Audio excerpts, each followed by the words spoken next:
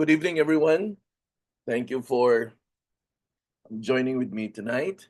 It's another Monday, no? Nakaschedule na to for training. Last week, we were not able to have our training night because I was in the northern part of Cebu. No? I was in Bogo. Okay.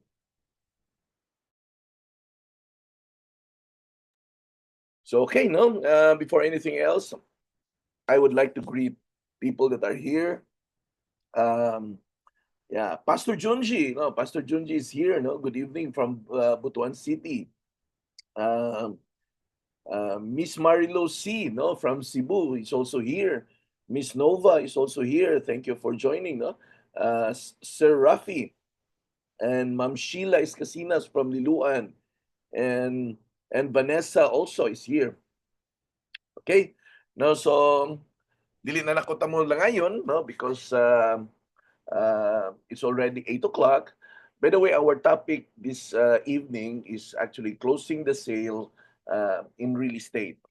I know na ang uban sa tuwa, nakadungog na ani, ang uban po naka-attend na og mga trainings na to.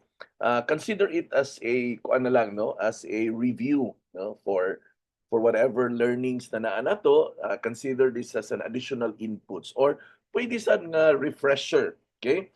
So we're going to take a look at this evening, what are the effective techniques for securing the deal?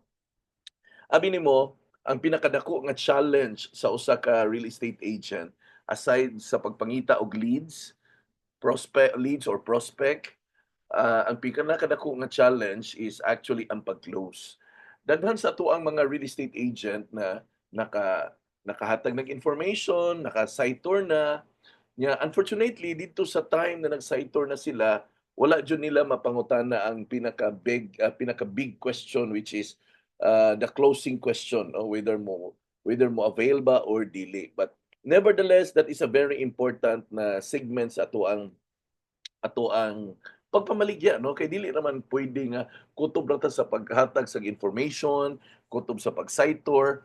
Siyempre, we are paid according to the sale that has been closed. So importante gyud gihapon ang closing, no? So mao na ang ato ang topic for tonight. By the way, I will be talking in English and Bisaya. Is there anybody ba diri na dili makasabot og Bisaya? So at least kung wala man gani, magbisaya lang ko, no?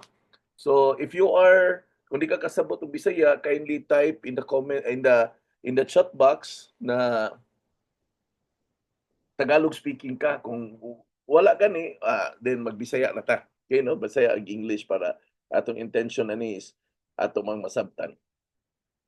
Okay? So I think we're good, no? We're good with Cebuano. Good ba ang tanan for Cebuano? If good ang tanan for Cebuano, kindly type the number 1, no? Sige be. Kung okay ra mag Cebuano, Cebuano English, just type the number 1. Okay? So ayan, thank you, no? Thank you for responding. At least na Ilonggo, na Ilonggo Nops. Kay mag Tagalog na lang sad ko, no, kung may Ilonggo. Wala. Okay. Nakatawa man. Anyway, let's dive into our topic this evening, no? Closing the sale in real estate. So, what is it all about ang ato ang pagahisgutan karon nga kagabhion? Now, we will be talking about closing the sale as a final phase sa ato ang sales process. Di ba naman tayo sales process, no? Gikan sa pag-prospect, unsa ni qualify, pag-present, pag-site tour, pag-answer sa mga question, hantod pag-close. So, mao na ang final phase. Then, we will also be talking this evening na it secures a commitment from the client to proceed with the purchase. So, we're gonna be talking about the commitment coming from the client kung mopadayon ba siya sa iyahang purchases or dili. This also involves guiding the buyer through the last stages of the decision-making process. So, ang closing is ang last na stage, but it is also important that we are able to guide our prospect buyers in order for them to come up with a better decisions. Then, of course, address remaining concerns and possibly encourages the buyer, of course, to sign the reservation agreement form. No? Kaya mao man na ang atong objective. And ensures emotional and logical elements of the decisions are addressed so that ikaw ug ako, we will be able to experience a success in our sales. No, those are the things that we are going to run through this evening. Now, there are five most widely used closing techniques. Actually, daghan man ang mga closing techniques na available, no? In fact, ang uban sa tuwa naka-attend na og mga training coming from the primary homes and other training sessions na gikandak sa mga developers. There are so many techniques on how to close a sale. I just handpick five wherein most commonly ginagamit nato tanan.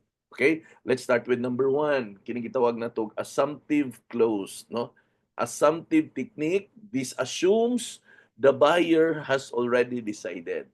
So for example, doon na kay prospect, naabot na mo sa stage na nag-site tour na mo. Now, dito sa inyong conversation, while you are in the site tour, ikaw nga agent, imo na siyang i-assume na ang imong buyer is ready to buy. Okay? So without any further asking sa question, imo na siyang i-assume na ang imuhang prospect is already ready to buy. So usually ginahimo nako ni personally, ginahimo nako ni unya gamit nako dinhi ang ato ang ginatawag na site map, no? In case of subdivision is site mapa sa tibok subdivision kung asa diha ang available ang bakante, or in case of condominium kanang inventory map. Okay? Now, in the assumptive closing, it's a matter of assuming na mupalit na siya. So ang imong approach diretsyo, imo na lang siyang largo papilion kung asa ang iyang napilian nga unit. Let's say for example, gamit ang imuhang mapa, imong duolon siya, unya imo siyang diretsyo, imo siyang ingnon na ma'am, asa man ang imong napilian ani, block 1 or block 2, na, di ba? So, for example, mamili siya, min siya, block 1 lang ako. Then again, you throw another question, no? Ma'am, unsa man nga lot imuha ani, lot 2 or lot 3?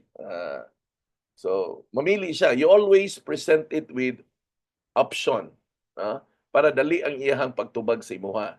So mingon siya lot 3. So pag ingon niya lot 3, so maingon din ka, okay ma'am, akong tawagan ang office para ma-ready nila ang atuang reservation agreement unya. Mopadung na lang ta. So pag dili mo imik, okay? Pag dili mo imik si buyer, wala siya resistance whatsoever sa imuhang transaction sa iyaha, then higher probability that the buyer or the prospect client is really, really ready to buy.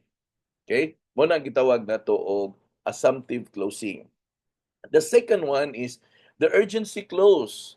This creates an urgency with time constraints. So unsa man asa man ni siya nato dapita magamit.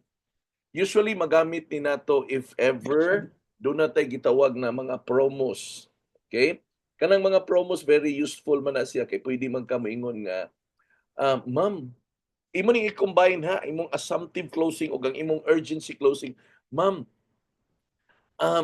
asa man ang imong napilian ani block 1 ba or block 2 kay ang promo ra ba karon ma'am less 200,000 as discount mo end siya karong adlaw ra jud.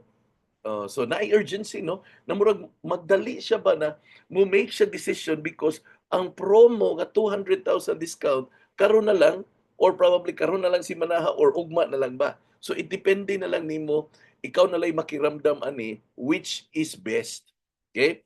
But unsa may punto diha sa urgency closing? Sa urgency closing ang imong usually gamiton diha is kining mga promo kay naman siya push na magdali siya, mga discounts, mga freebies, o urgency close na sila. Kay imo man siyang gitagaan og deadline na ma'am kining ato ang promo karon ma'am kay mo end ra ba ni siya ugma, kini ra ba atong promo ma'am kay mo end ni siya unya. Those are the things na makapanghimuklog niya na magunaw na siya na Ah, sige makuha ko, di ba? So dunay point na magdali-dali. Ikaduha, aside sa mga promos, inventory. 'Pag ang inventory makita nimo na gamay na lang ang nahabilin, pwede nimo iingon sa iya, "Ma'am, kini ang imong napilian nga block 1, lot 3 kanang daghan ra ba ang gaapas ani ma'am. In fact, at this time na naa ta karon diri sa site, naanapoy naa didto sa opisina na basig mapilian unya ni. So, unsa kaha kung ato na lang ni siyang i-reserve today." 'Di ba? Kay daghan sa biya mi nga mga agent ma'am na maligya, so dili na to hold, dili na to control basin niya ma maunhan ta. Okay? So diha pa lang daan makita nato na dunay pagdali-dali. Okay? Number three, kining gitawag natong summary clause. Okay?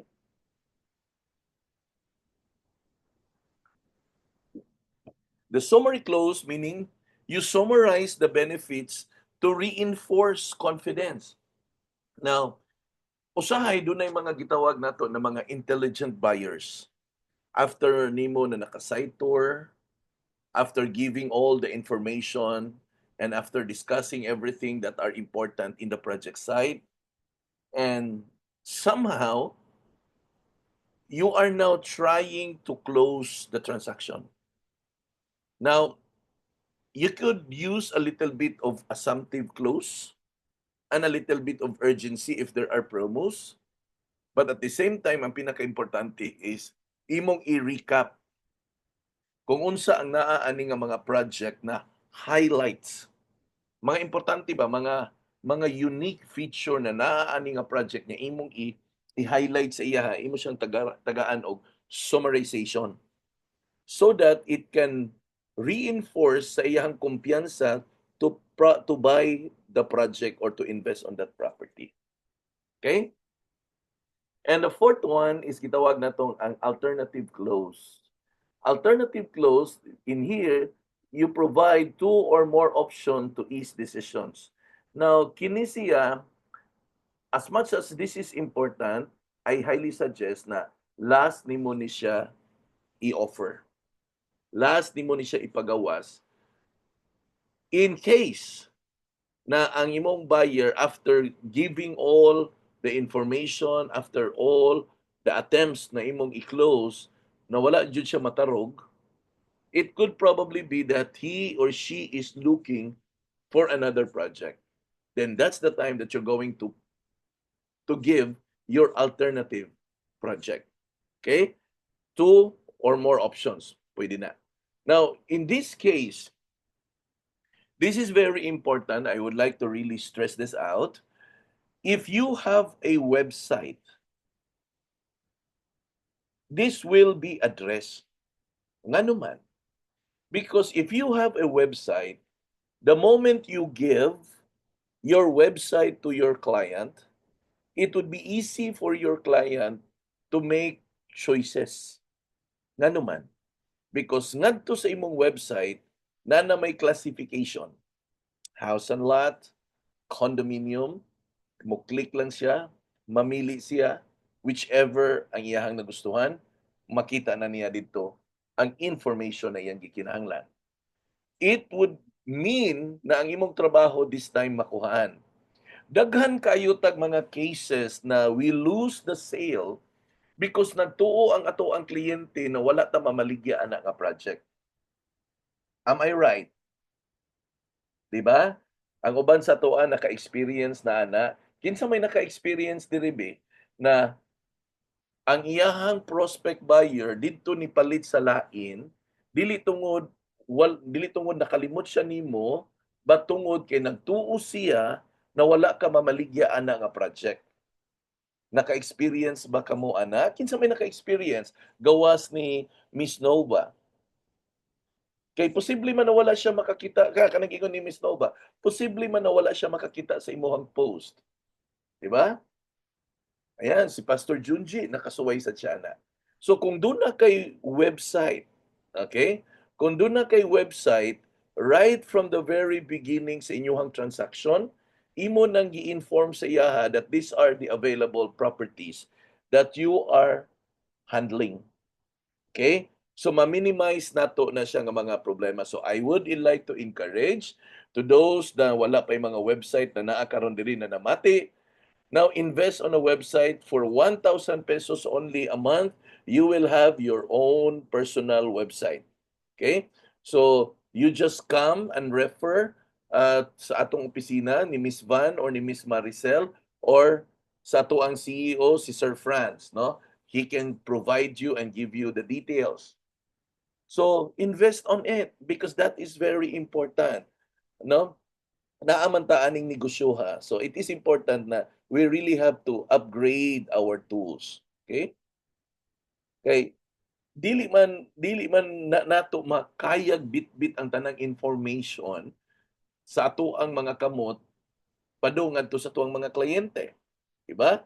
So what is most ingon nato professional way of doing it is when you offer your own or your personal website to your prospect buyers or to your prospect clients so that he or she will be able to look at all of the project that you are offering.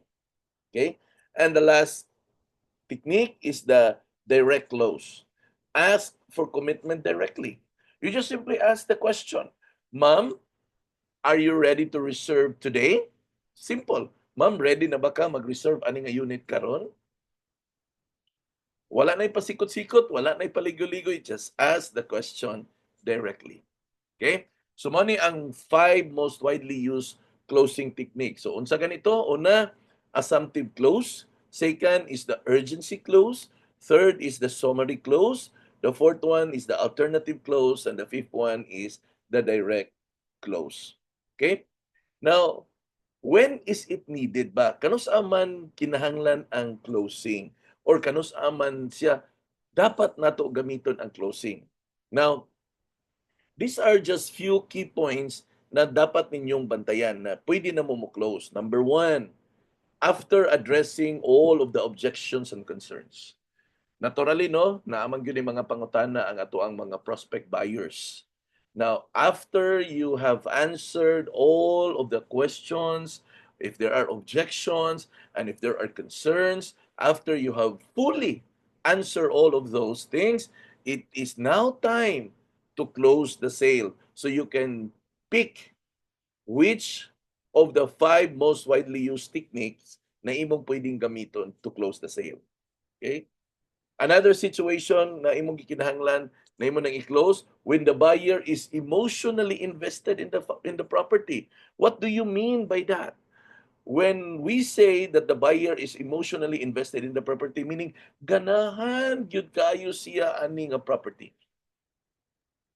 To the point na naa siya'y portion sa imuhang balay or condo unit ba na iyang ginabalik-balikan og tan-aw. Mailhan man na nimo, no? Kita even in our own homes, doon na tayo mga gitawag na itong mga favorite places in our home. Now, mausad na ang usa sa atong bantayan the moment mag-site tour ta. The moment mag-site tour ta, our buyers will somehow pagganahan yung gani siya sa usa ka property, doon na siya emotional attachment on a certain place in the property. So kana imuhang bantayan, and if you are able to notice that, then itudo mo na. Okay? So, attempt to close na dayon. And the last one is during the negotiation phase, once ang terms are agreed upon. So, kano sa man ni mahapin ang negotiation stage during the time sa inyong pag-site tour. That is the negotiation stage. Why? That is where all of the questions will come. So after you have settled all of those questions, now is the time that you need to come up into a certain agreement and close the sale. Okay? So where should this be done? Asa man ni dapat nato buhaton? Kanina, kanusa, karon asa. Now, these are just probabilities, okay? You can do that in person, na mag-atubang mo. During site tours, you can read sa iyang body language and try to observe if he or she likes the project already. Then that's the place that you are going to make the steps to close the sale. Or you can do this at the property office or the developer's office. Nga naman, because diri ma-visualize sa imuhang kliyente ang iyahang mga purchases na property. Whatever is that, house and lot or condominium, it is in the developer's office that he will be able to visualize ang mahitabo nila nga transaction.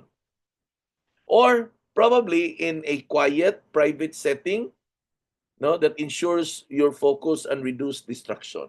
So, asa ni siya mahitabo? Posible ni siya mahitabo right after the site tour, na kamo na lang duha ang mag-istorya. It's either by phone or mag-meet mo again. Okay? So, unsa ganitong mga options? Asa na pita mahapin ang closing? In person. Face to face. Kadaghanan adto ni sa project site. Or ngadto sa developer's office. Tama? Or after na site tour, nanguli na mo, can be done in a private setting. Pwede na nawag siya nimo, nagstorya mo sa telepono, or probably nagkita mo otro and discuss things out, then close. Okay? So why should you do it? Yan kinahanglan man nimo buhaton. Number one, of course, to finalize the transaction. Moving from the intention to action. Or else, magsige na lang tag site tour. Magsige na lang taghatag og updates or information unya way close. Yeah? And also this reinforces the buyer's confidence and of course solidifies the relationship you have with your prospect client. 'Di ba? Our goal is to make the sale, to close the sale because that is where we are paid off. And if we are not going to reach into that level, we are not moving in our intention to a simple action. Okay? And lastly, this helps achieve sales goals, of course, and minimize risk of lost sales. Okay? So, unsa to? Ma-achieve na to itong sales target, atong sales goals, but at the same time, ma-minimize po na to ang risk sa gitawag na to og lost sales. Diba? So, there's nothing wrong if we close the sale, oy. Kinahanglan sa gyud nato i-close. Kay or else, di sa takakwarta. Di ba? And that's precisely what we are looking at.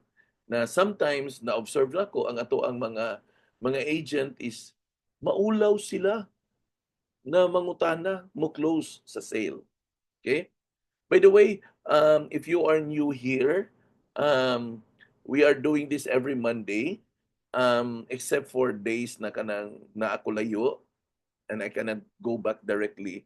So mapiki ko sa oras, but most of the time is Monday. I dedicate this for the training night. I hope you tell all of your downlines, no? Daghan kay tag mga downlines, tell them to join with a Zoom training, no? Every Monday. Okay? So which closing technique is most effective anuhay? Okay?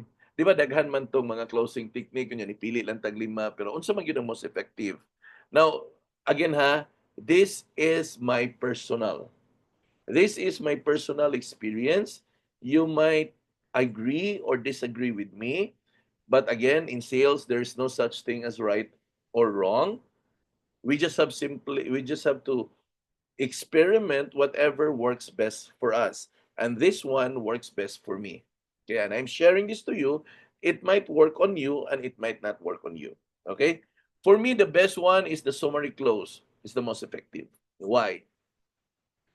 Medyo dili kay ko mahandlok mo istorya because ako naman gi-condition akong mind na makuha siya.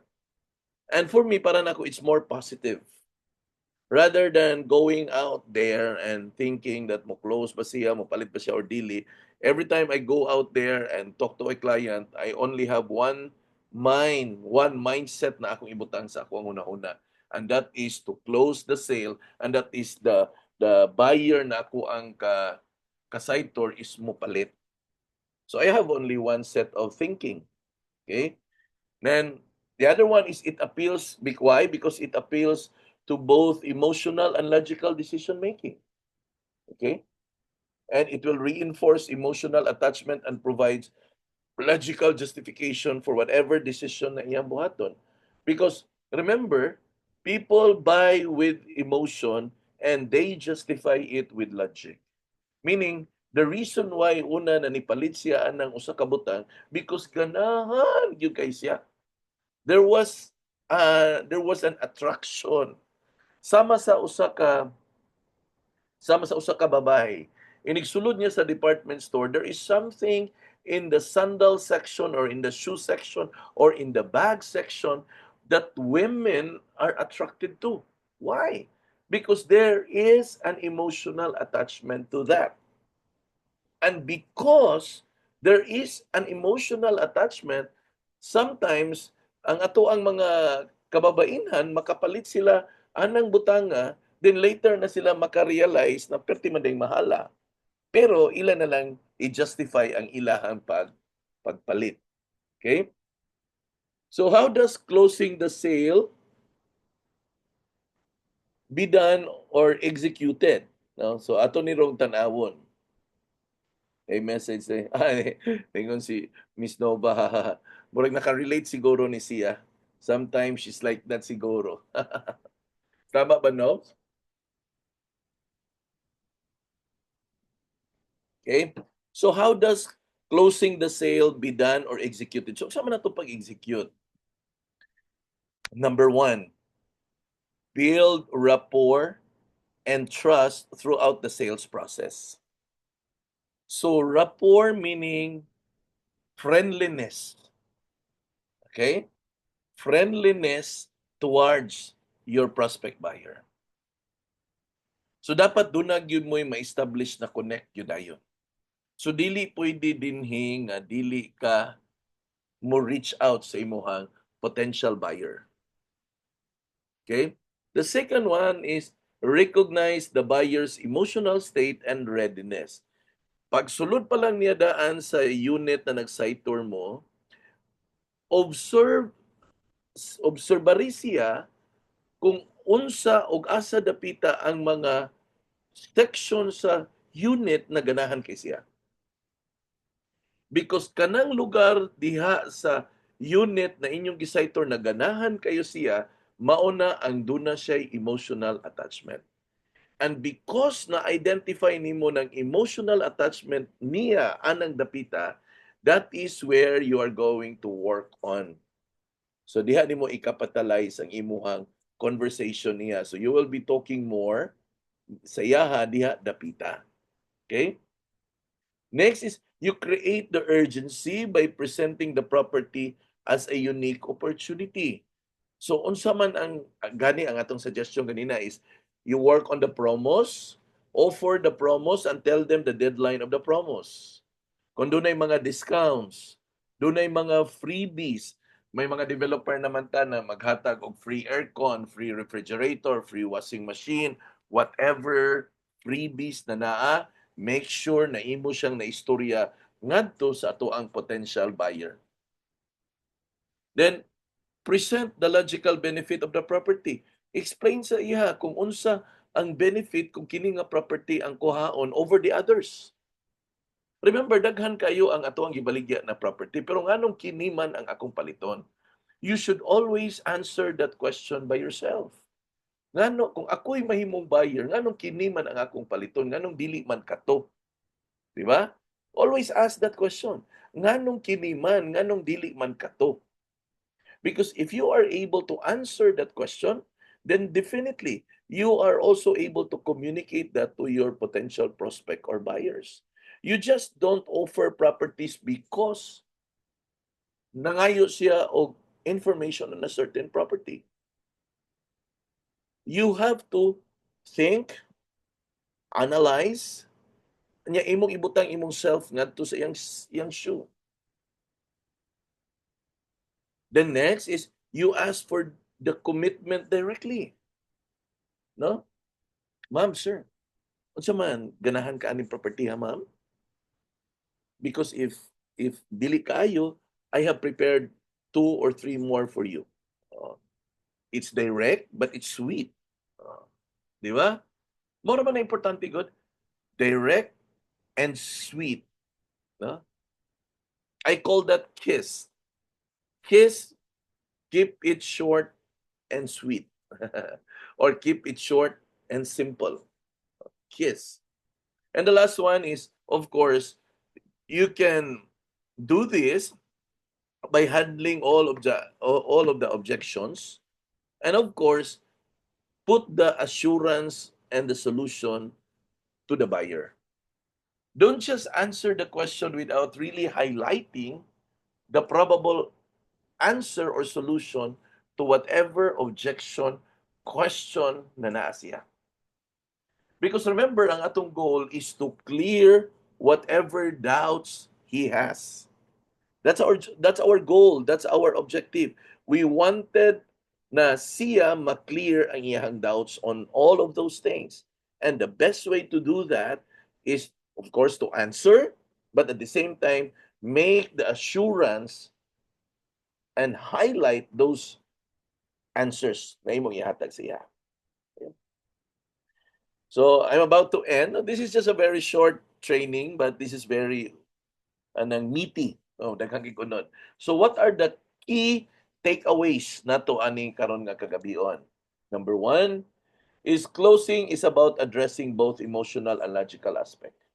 So dili lang ni siya about the thoroughness of the information, but there is also an emotional aspect to it. And that is exactly the reason why that the moment na doon na kay inquiry, dapat dili gyud mo magpabilin diha sa chat-chat lang.